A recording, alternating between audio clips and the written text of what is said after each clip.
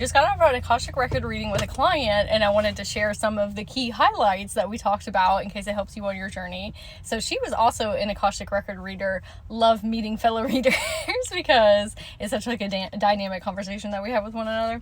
And she was having some trouble with her goals in reaching those, and was getting kind of overstimulated and overwhelmed because they were just such big things that she was working on. And I was explaining to her that as an Akasha reader or a timeline reader in general, sometimes that happens because when people are manifesting, oftentimes they're trying to envision a new life for themselves. But if you're able to timeline read, you can actually just see the timeline.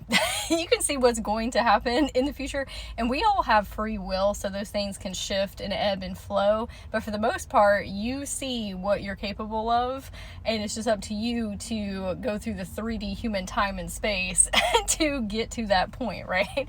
And so I said, you know what you're capable of, that potentiality.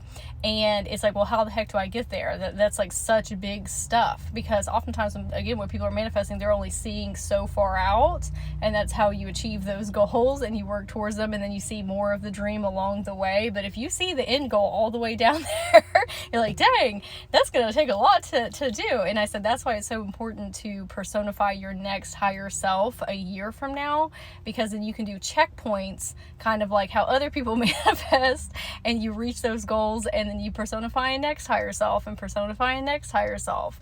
And you got to make it more tangible for the 3D, because you are not making it easy on your human at that point.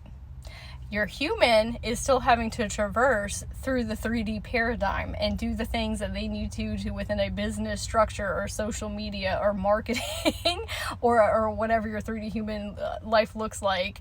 Your multidimensional self can't rush those things because we still live in a paradigm here. I was explaining it's kind of like when before your spiritual awakening journey, you're like so bogged down as a human 3D, and then sometimes you have this very big awakening and you're like, oh, I'm the creator. Everything in my reality is a projection of stuff that's going on internally, and you're super, super self-aware. Well, now we swung too hard the other way. We need to find a balance. The other thing that we talked about was she was having a little bit of a difficult time translating down for her clients. And when you're talking about very high esoteric understandings that are not able to be spoken in the human language, it's a little bit difficult for us to explain to other people what we're doing within their Akasha fields, because it's an inner knowing instead of a translation and language. And I said, this is what has significantly helped me, and this might help you if you're an energy healer or spiritual coach.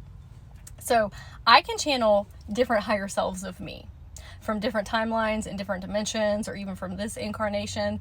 I said, and she could do that too. And I said, you can just apply that in the same way to your clients.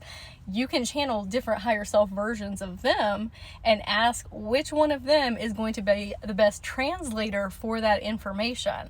And so that's when I'm doing sessions, I am talking to the myriad collective of you and saying, how best are they going to understand this concept, and what words do I need to use or symbology or imagery to help that go into their subconscious and help heal their chakra field or light field or auric field, but in a human way that they can understand on this conceptual level. So I wanted to share these insights. If you are an Akashic record reader or a timeline reader, or you're very much tapped into your multidimensional self, I thought it might be beneficial, and I would love to hear your thoughts or your questions in the comments.